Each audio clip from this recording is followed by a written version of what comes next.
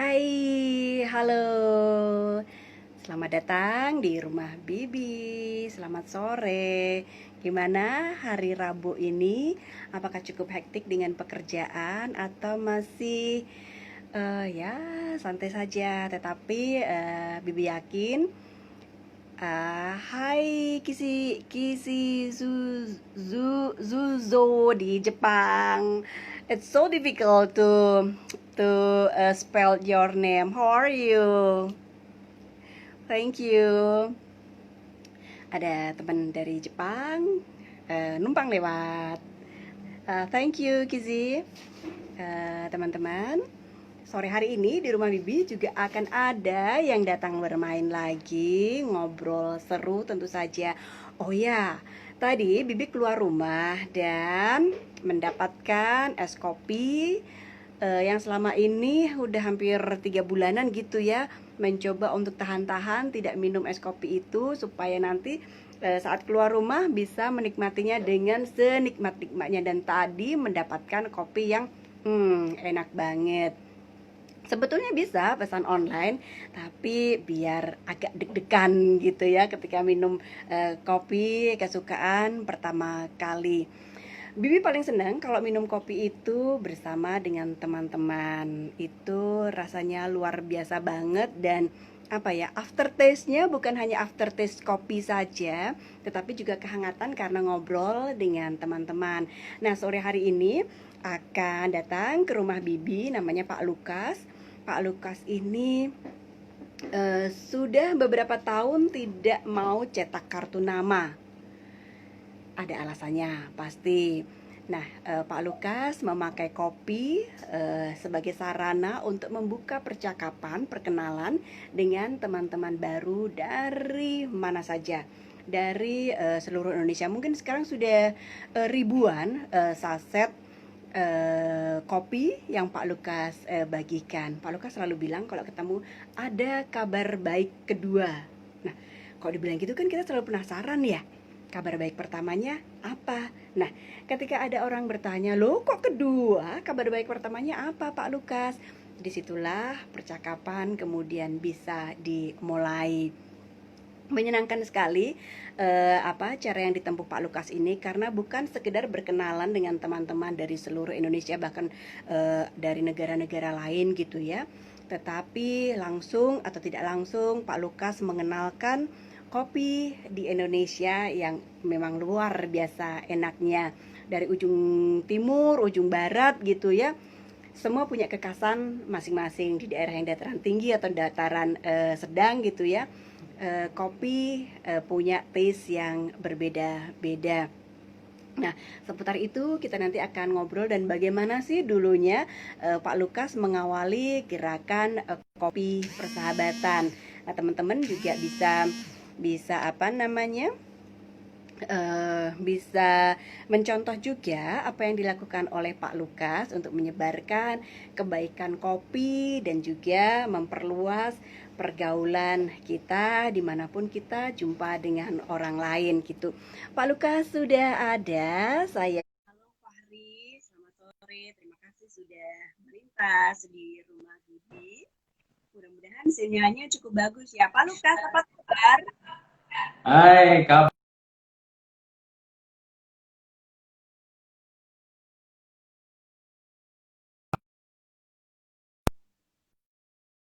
Ya, Halo. mudah-mudahan sinyal aman ya Pak Lukas ya. Iya, mudah-mudahan nih. Kabar baik nomor dua, Mbak. Kenapa Pak? Kabar baik nomor dua. Saya kalau ditanyakan apa kabar, Oh, nomor satu. nomor satunya itu nanti deh, Mbak. Nomor duanya kan belum tahu. Nomor dua belum tahu kan? No- Nomor dua itu ada kopi gratis di gerakan kopi persahabatan. Oh, Beritakan ke seluruh dunia kepada siapa saja, di mana saja, kapan saja. Nah, itu betul. kabar baik nomor dua, Mbak. Dan Gitu. kemarin sore saya sudah mendapatkan kopi gratis dari Kopi Persahabatan Pak Lukas ya. Iya. Kemarin kopi apa ya Pak Suara Lukas? saya masih. Kalau yang kemarin kopi dari Singapura, Mbak, yang saya berikan ke Mbak Emi sama Mbak Christine. Oke. Kadang-kadang kopi itu tidak asal usulnya boleh dari mana saja, tapi siapa yang membuatkan ya Pak Lukas ya? Wah, itu komplimen ya buat saya ya. Kemarin enak ya. Enak-enak banget kopinya. Pak Lukas ini Enak ya. gambarnya Enak kurang ya. bagus, Pak Lukas. Mungkin sinyalnya kurang Iya, bagus. saya nggak tahu nih kenapa nih ya. Padahal Apakah bisa di luar oke. ruangan kali Pak Lukas? Diulang ya. Saya keluar dulu atau gimana? Kalau bisa di luar ruangan aja Di luar ruangan. Oke, coba ya. lagi ya. Baik. Kabar baik kedua. Kabar baik kedua adalah ada kopi gratis di Gerakan Kopi Persahabatan. Asik bukan? Dan benar kopi buatan Pak Lukas ini enak banget karena juga Pak Lukas menceritakan, halo Kak Vita, apa kabar Kak Vita? Pak Lukas menceritakan tentang dari mana kopi berasal, bagaimana membangun community atau komunikasi juga dengan petani-petani kopi kita di seluruh Indonesia. Kemudian tak sungkan-sungkan Pak Lukas mengajarkan kita untuk bagaimana sih menyeduh kopi sebaiknya. Coba kita add lagi Pak Lukas. Kendala. Wah, keluar beneran nih, Mbak. Mungkin Pak Lukas kepanasan kali ya. Enggak. Ini adem kok. Adem ya. Baik. Ya. Sudah berapa ribu kaset teman-teman di Indonesia? Kalau saset kopi sudah ada 17.000, Mbak. Kalau orang yang sudah saya bagikan kopi persahabatan sekitar 30.000. Berapa tahun itu Pak Lukas? 4 tahun lebih ya, ini jalan tahun kelima. Tahun kelima. Ya. Oke. Seru lah, Mbak. Seru ya. Dan feedback orang biasanya gimana waktu Bapak ada kabar baik nomor 2 gitu, orang reaksinya gimana? Ya, mereka sih bingung juga kan. Kok kabar baik nomor 2 sih maksudnya apa? Nah, saya jelaskan ada kopi gratis, apalagi sambil ngasih kopi, Mbak. Ini kan seolah-olah, ya bukan seolah-olah, ini kenyataan bahwa ini irresistible grace. Jadi berkat yang sulit ditolak, gitu kan. Ya, saya bilang, ini kabar baiknya nih, mau kopi nggak? Gratis, free, dan kopinya sebenarnya enak. Karena kopi murni dari Indonesia, biasanya semua kopi saya itu adalah tanpa gula, tanpa susu, tanpa creamer. Gitu. Jadi benar-benar rasa kopinya. Kita ini teman-teman nih, Pak Lukas, ada Jepta gitu ya. Jepta, kamu mau kopi gratis juga dari Jepta itu ada di Medan. Lukas ada di Jepta juga. Ada di Hisar, teman-teman yang bergabung, tentu juga satu saat pengen, mau dong kopi gratis ya. Pada waktu awal Pak Lukas mau mulai gimana nih? Punya ide, saya nggak mau pakai kopi nama lagi, tapi mau itu dengan pakai kopi gimana? Ya, sebenarnya saya memulai ini kalau saya mulai dengan rencana itu kayaknya jenius banget deh. Tapi sebenarnya ini suatu pengalaman saya mengalami persahabatan lewat kopi. Jadi saya diedukasi kopi oleh seorang petani kopi organik dari Aceh, namanya Muhammad. Itu buat saya satu anugerah itu, saya bisa kenal sama orang Aceh. Saya orang Jawa, Chinese, bisa kenal sama orang Aceh. Lalu dia Muslim, saya Kristen. Kemudian mengedukasinya itu di depan teman-teman saya, Mbak. Teman-teman saya itu adalah teman SMA saya, di dalam reunian SMA saya. Jadi, karena teman-teman sangat suka dengan kopinya Pak Muhammad, lalu punya ide bikin kafe. Jadi akhirnya 27 Desember 2015, saya punya kafe, Mbak. Sebuah kafe, bukan punya saya sendiri, tetapi yang punya ada 70 orang. Jadi 70 orang, teman-teman yang reunian itu, orang Pekalongan. Jadi itu bikin kafe karena persahabatan aja, Pak. Nggak mikir untungnya gimana. kopinya gimana. Jadi Kas kamu enggak, kamu ikut saya ikut deh. Nah jadi pertemanan aja gitu kalau kamu ikut. Jadi kami cuma store 2 jutaan, satu kafe berdiri karena terkumpul 170 juta. Kafe itu sekarang udah stop 1,5 tahun operasi stop. Nah di kafe itu adalah cikal bakal gerakan saya karena diadopsi namanya gerakan kopi di dinding. Mungkin banyak yang sudah dengar bahwa ada sebuah kafe ya yang memajang counter di dekat kasirnya. Counter misalnya itu artinya masih ada 5 kopi gratis. Ya. Jadi apa bisa ada 5? Misalnya orang pergi ke kafe itu, dia beli 1 cangkir, tapi bayarnya 6. Maka ada sisa yang belum dinikmati. Dia cuma nikmati 1 cangkir, tapi dia bayar 6, sehingga ada 5 yang boleh ditaruh di dinding. Nah, orang-orang yang di luar kafe, apakah dia itu homeless atau jobless, itu boleh masuk. Minta kepada kasir, saya mau dong 1. Karena sudah dibayar, tentu saja oleh kasir akan itu dinikmati. Nah, itu adalah bakal kopi persahabatan. Gerakan ini diadopsi di kafe kami. Di kafe kami Red Long Ticket di Pekalongan. Nah, jadi masalah ini, kami semua diedukasi kopi yang sehat itu adalah kopi hitam. Tanpa gula, tanpa susu, tanpa creamer. Lalu yang dipilih sebagai item untuk kopi di dinding itu adalah cappuccino, Mbak. Nah, itu kan kopi plus susu. Saya protes loh, Mbak. Protesnya apa? Loh, kita kan diedukasi bahwa kopi itu mestinya hitam supaya bisa menikmati rasa kopinya yang benar itu seperti apa. Tapi karena 70 orang, 10 ikut saya, 60 ikut cappuccino. Saya kalah dan ya sudah, cappuccino lah. Terkumpullah kita sekitar 300 cangkir kopi hasil chip in dari teman-teman, dan itu dibagikan gratis. Siapa yang nerima? Mungkin tukang sapu di depan kafe, tukang sampah, atau juga tukang beca di Pekalongan, masih ada beca waktu itu ya. Jadi mereka bisa masuk dan menikmati. Cuman lama-lama saya pikir, pertama sih karena bukan kopi hitam itu sih. Saya bilang sama teman-teman, saya mau bikin gerakan yang mirip, tapi kopinya hitam, nggak pakai cappuccino. Terus saya juga bandingkan, ini gerakan kopi di dinding ini, itu adalah BLT, Mbak, bantuan langsung tunai. Jadi ngasih begitu aja, saya pikir ini pasti berat gitu loh, nggak bisa sustain. Nah, saya bilang sama teman-teman, saya bikin gerakan yang mirip, gerakan kopi persahabatan, boleh nggak? Boleh katanya, terserah aja. Tapi konsep saya bukan BLT, tapi adalah potluck. Kalau potluck, Mbak Imi suka kopi apa? Mau tanya sekarang. Kopi dari mana yang Mbak Imi suka? Flores ya. Saya suka Aceh sekarang, gara-gara Pak Muhammad juga sih. Nah, saya suka Aceh, maka biasanya di rumah ada kopi Aceh. Mbak Imi karena suka kopi Flores, biasanya di rumah punya.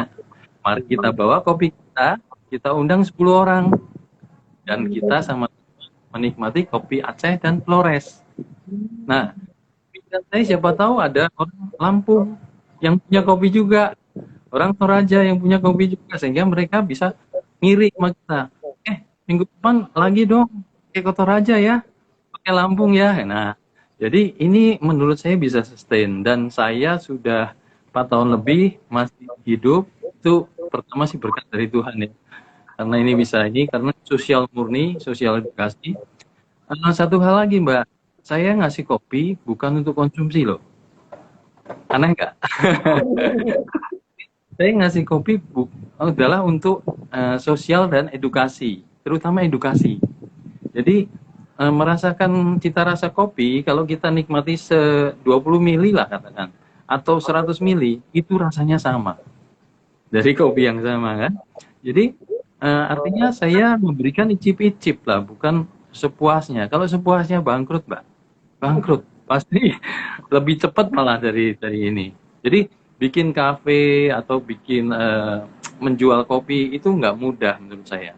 Banyak faktor yang perlu dipertimbangkan, selera orang, cara penyajian kita. Tetapi saya katakan Kalau mau seneng kayak saya nih, saya sampai sekarang nih bagiin kopi terus, tapi seneng terus loh, Mbak. Karena saya melihat reaksi orang yang menerima itu, mereka berterima kasih, dan buat saya itu satu kebahagiaan tersendiri. Itu, Mbak. Juga banyak kok kopi ini bisa rasanya seenak ini gitu ya Pak ya. Iya, iya. Hmm. Dan menariknya gini, Mbak. Kan saya kasih kopi hitam kan. Saya terus terang katakan, orang Indonesia minum kopi itu kebanyakan pakai gula, Mbak. Nah, waktu saya kasih, ini kopinya hitam ya, tanpa gula, susu creamer. Mereka bilang, pahit dong, Pak. Nah, saya cuma bilang, tidak sepahit yang Anda pikirkan. Nah, coba aja. Nah, dengan begitu, karena mereka udah punya konsep pahit, mereka yang minta loh, Pak. Pak, saya jangan banyak-banyak. Gitu. Jadi lebih ngirit buat saya. Jadi itulah yang membuat saya bisa bertahan juga, salah satunya.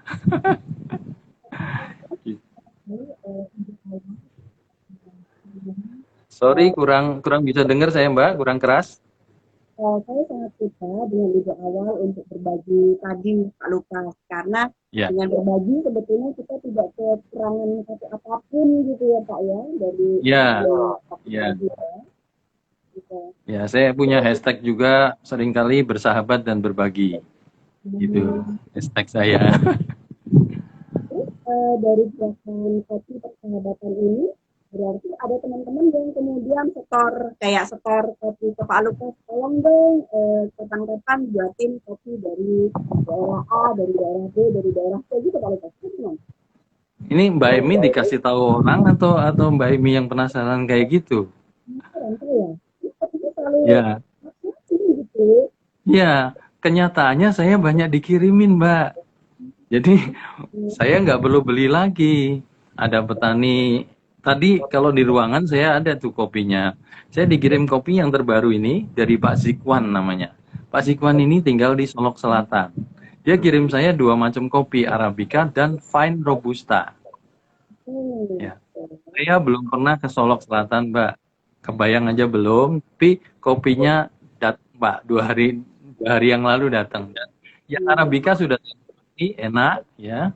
Dan kemudian yang Fine Robusta saya janji hari kemarin atau hari ini tapi belum minum juga. Itu. Jadi itu benar. Aku Itu jadi benar. aku kan ada Iya. kopi Bali Baru ingat ya. ini ya. Iya, baru ingat mau ngasih kopi Bali ke saya. Jadi Bali Kintamani itu panenan dari kebun adikku di Bali Pak, dan rasanya juga Iya. yang masyarakat Bali jasa kopinya, jadi memang kalau dibilang kayak kopi pasar gitu ya, tapi ternyata tergantung kita apa ya Pak ya. Jadi gini Mbak, kalau kopi itu kan sebenarnya ditentukan oleh selera. Orang suka atau enggak itu seleranya masing-masing.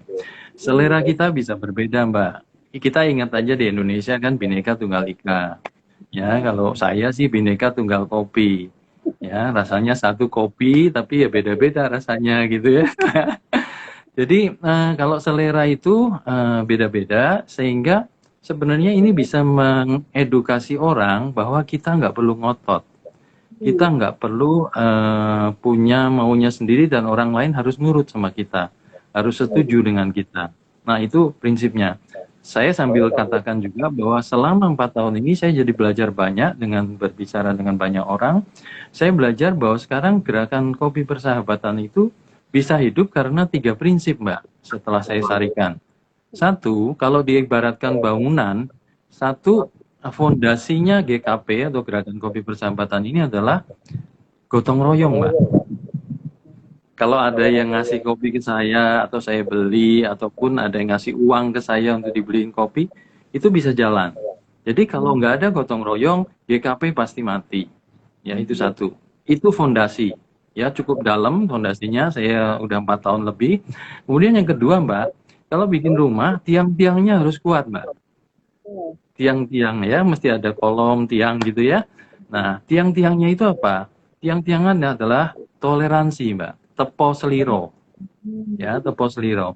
Kalau kita bisa menerima orang lain pendapatnya, tidak perlu kita harus sama dengan dia, tetapi kita bisa menerima jalan pikirannya gimana, kita terima saja, dan maka tiang-tiang itu cukup kuat. Makin banyak, makin kuat. Karena tiang-tiang itu menurut saya bisa berupa ras, suku. Saya tadi Jawa, Pak Muhammad Aceh. Kita terima perbedaan itu. Lalu agama, saya Kristen, Pak Muhammad Islam. Dia nginep di rumah saya 10 hari loh. Jadi katanya orang kalau nginep 10 hari itu 3 hari aja katanya udah bau. 3 hari, 10 hari loh ini. Dan dengan perbedaan seperti itu, toleransi itu menjadi tiang dari GKP. Nah, yang ketiga itu adalah atapnya. Atapnya apa? Atapnya buat saya, ini saya orang Jawa bener nih. Ya, jadi menang tanpa ngasorake. Menang tanpa ngasorake. Nah, ini Jawa sekali, tapi maksud saya kenapa? Kalau teman-teman dan Mbak juga lihat di Google, ya kita sekarang kan selalu ke Google. Ketik aja gerakan kopi, mestinya itu umum, tapi Anda akan temukan 3 halaman tentang gerakan kopi persahabatan. Artinya apa? Gerakan GKP ini sudah berhasil mengalahkan dirinya sendiri supaya mengalahkan orang lain tapi tidak menyakiti orang lain. Menang dari orang lain ya. Sekarang kita semua di era digital 4.0 atau industri 4.0 ini pengen menjadi yang nomor 1, nomor 2 atau nomor 3. 3 halaman itu nggak mudah. Tapi saya nggak memukuli orang lain, tidak mengalahkan orang lain dengan membunuh ataupun menjatuhkan. Enggak. Bagaimana kita bisa menang tanpa ngasurake kalau kita mengalahkan diri sendiri? Jadi dengan 3 ini, itu udah saya pikir, aduh bersyukur deh sama Tuhan, ini bisa kuat dan bisa long lasting, gitu Mbak. Jadi penjelasan Pak Lukas tadi sebetulnya untuk melalui kopi ya Pak Lukas. Benar nggak sih kayak gitu? Aduh, saya kurang bisa dengar nih, saya Ya. suaranya kurang. Dengan penjelasan Pak Lukas tadi, langsung atau tidak langsung sebetulnya belajar tentang demokrasi ya Pak Lukas ya. Belajar tentang apa Mbak? Demokrasi. Demokrasi. Ya, demokrasi. Ya banyak sih Mbak. Saya itu ngobrolnya itu banyak Mbak. Makanya saya nih ngiri sama Mbak. Ini dengan acara ke rumah Bibi ini saya mau bikin acara tapi namanya agak beda. Ngangingu-ngengu Mbak. Ngangingu-ngengu itu apa? Ngalor ngidul, ngulon ngetan, ngopi, ngobrol. Gitu.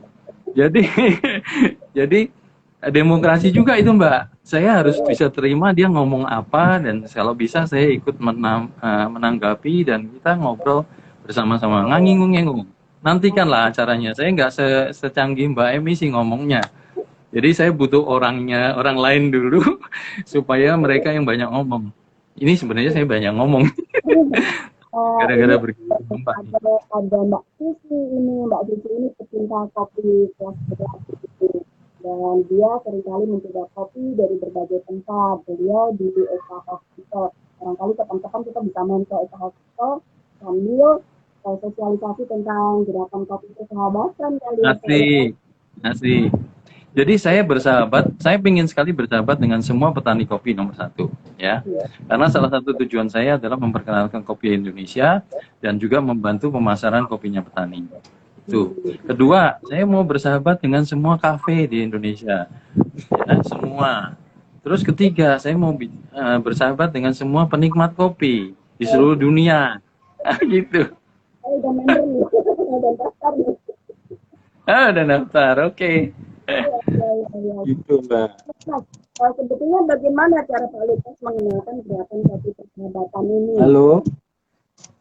Nggak dengar saya, Mbak. Bagaimana cara Pak Lukas mengenalkan? Sorry, nggak dengar. Saya nggak dengar. Bagaimana mengenalkan GKP, Pak? Bagaimana Sorry. mengenalkan GKP? Sorry. Bagaimana apa tadi? Mengenalkan GKP, komunitasnya. Perjalanan GKP. Ya. Perjalanan GKP ya, Mbak ya. Jadi sekarang gini, saya kan kayak orang aneh gitu ya, bagi-bagi kopi ya. Jadi tapi ya sudah hidup sampai sekarang, berbagi dengan sekian banyak orang. Lalu sekarang saya bikin ini apa? Saya bikin apa?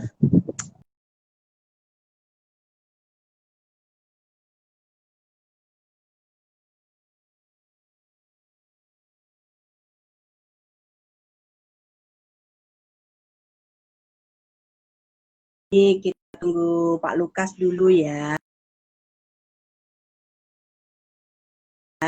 Mungkin nggak tahu apakah suara saya yang kurang jelas atau koneksinya Pak Lukas. Terima kasih ya Mbak Susi ya, sudah menginformasikan bahwa suara saya mungkin kurang jelas ya. Kita tunggu Pak Lukas masuk lagi untuk nanti kita dengarkan ceritanya bagaimana sih atau pada komunitas-komunitas apa gerakan kopi persahabatan ini disosialisasikan. Karena kalau tidak salah, Pak Lukas ini sudah banyak banget komunitas-komunitas yang diajak untuk ngopi bareng. Baik, Pak Lukas sudah masuk lagi melalui akun Gerakan Kopi Persahabatan. Pak Susi juga kalau mau undang Pak Lukas ke Eka Hospital, feel free untuk mengundang. Iya, udah nyambung lagi. Tadi yang saya tanyakan, komunitas apa saja yang sudah Bapak kenalkan dengan GKP? Oh, komunitas sih banyak. Saya sama kebaya, kopi, dan buku itu satu yang bareng-bareng terus. Ya, kemudian ya kebaya. Terus ada komunitas ya gereja. Saya sih rindu sebenarnya dengan komunitas misalnya pesantren gitu ya. Karena kan gerakan saya kan untuk semua. Pesantren, wihara gitu ya. Anak-anak mudanya, ayo ngopi bareng dengan saya. Memang ini saya lagi mati gaya gara-gara pandemi COVID ini, Mbak. Saya nggak bisa bagi kopi sementara gitu kan. Karena saya adalah orang yang sangat berpotensi untuk menyebabkan kerumunan. Gitu kan. Dan sekarang yang Pak Lukas bagikan adalah masker. Ya, oh iya, saya bagi masker juga. Itu punya temen, Mbak, bukan dari saya. Iya, ya. Jadi dicuci dulu, Mbak. Ada aturannya di situ. Udah ya. Sudah saya cuci, ya. Dan siap Nah ini, dibagikan. Mbak. Pas masker itu, Mbak, itu karena teman saya tahu saya itu punya banyak komunitas, Mbak. Jadi kok nggak bagiin masker? Saya pesen masker 5.000, lalu Pak Lukas saya kasih kesempatan berapapun yang Bapak minta. Jadi saya udah berbagi masker sekitar ya 200 sampai 300 masker. Bagian dengan gereja yang saya bagikan sendiri. Jadi waktu kita pernah ada acara kan di Cilacap, lalu saya keluar sebentar, saya bagi tuh ke orang yang ini yang jualan apa waktu itu nggak pakai masker, saya tanyain mau mesti pakai masker dan silakan ini saya kasih masker. Jadi apapun saya bisa inilah Mbak, pokoknya bersahabat sama siapa aja gitu. Dan nextnya nggak harus kopi loh, nggak harus kopi, persahabatan itu nggak harus kopi. Pertanyaannya nih, kenapa sih Pak Lukas senang banget berbagi? Saya pikir gini aja, semua orang kan merasakan kalau dia bisa hidup sampai sekarang ini, berarti kan dia mendapatkan sesuatu dari Tuhan ya. Nah, Tuhan memberikan kita hidup itu ya ada maksudnya, Mbak. Itu. Saya paling senang kalau ditanya begini, Mbak, adalah menjawab dengan filosofinya orang Muslim, Mbak. Karena apa? Saya tinggal ngomong satu kalimat langsung beres. Ya, kalimat itu adalah sebaik-baik manusia adalah dia yang bermanfaat buat orang lain. Bapak tahu ya, nggak jadi bahasa selesai. Saya ada bahasa Nggak Jerman. tahu. Bahasa Nggak Jerman. tahu. Urip migunani tumraping lian. Oh, ngono. Kok podo ya Jerman ya? Oh iya. Iku jejer kauman ya, Mbak ya. Bukan Jerman sana kan, bukan Bern ataupun ini apa? Köln atau apa gitu. Iya. Nah, gini Mbak, ini kan sampai jam berapa kita ngobrol nih? Ngangingu-ngingu. 5 menit lagi 5 ya. menit. Mbak dari pertama kan nanya tentang kabar baik nomor 1 Mbak, ya kan? Nomor 1-nya apa? Saya kalau ditanya ya kadang mau jawab atau enggak gitu. Biasanya saya kasih jawaban gini. Kabar baik nomor 2 kan dari yang nomor 1 dari Mbak apa sih? Ada kabar baik Mbak apa? Yang bisa saya ceritain ke orang lain. Yang tadi saya minta tolong kan ke seluruh dunia kabar baik nomor 2 saya. Nah, Mbak punya kabar baik apa? Nah, ayo 1 menit aja. Kabar baiknya. Kabar baiknya adalah Aduh, nggak kedengeran. lampu sudah menyala Halo? semua. Tadi kabar Halo, baiknya ada kenapa? Hah? kantor mulai terang listriknya. Oh, kantor udah terang listriknya ya. Oke, itu kabar baik. Saya mau cerita sedikit. Saya pernah nanya kabar baiknya ibu apa, seorang ibu ya. Dia diam sebentar karena nggak banyak orang yang nanya kabar baiknya ibu apa gitu kan. Lalu dia ngomong, anak saya baru lulus SMA dan sekarang dia diterima di UI. Wah, saya bilang itu kabar baik, Bu. Saya mau ceritain. Sekarang saya sama Mbak Emi cerita tentang ibu itu. Dan ada satu lagi dalam satu Zoom meeting dengan pejabat di Podomoro University. Saya tanya kabar baiknya Bapak apa? Dia jawabnya gini loh Pak. Saya baru 3 hari sembuh dari DB.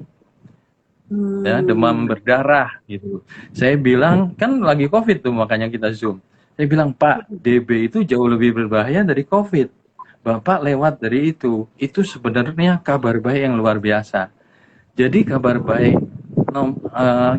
tiap orang itu beda. Jadi kalau saya ditanya kabar baik nomor satu saya, pastinya beda, ya kan? Nah, Apa kalau udah terakhir nih pamungkas nih ya, karena ini kan saya pribadi, kabar baik nomor satu saya itu adalah mirip dengan nomor dua. Nomor dua tadi ada kopi gratis di Gerakan Kopi Persahabatan.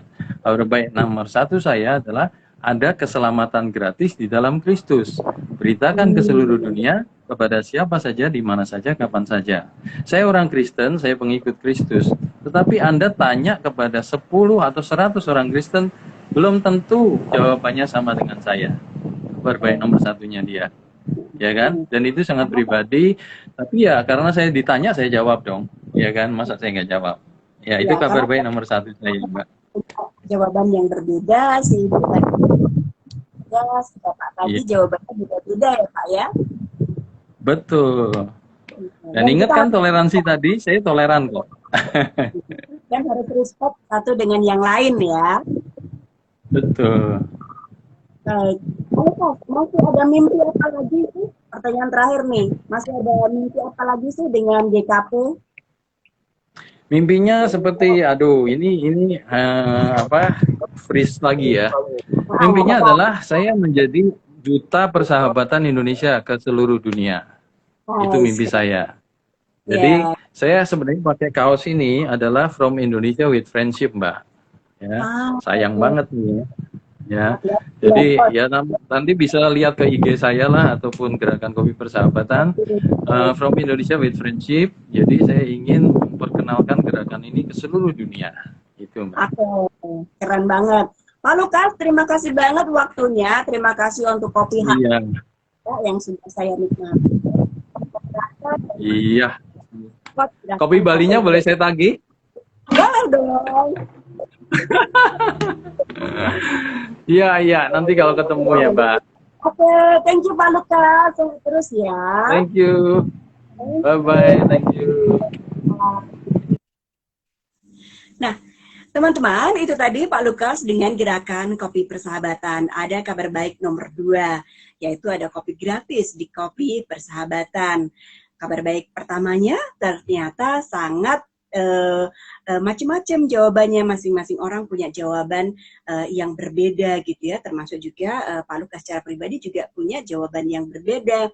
Tetapi karena kita respect satu dengan yang lain, maka kabar baik orang lain juga menjadi sukacita untuk diri kita.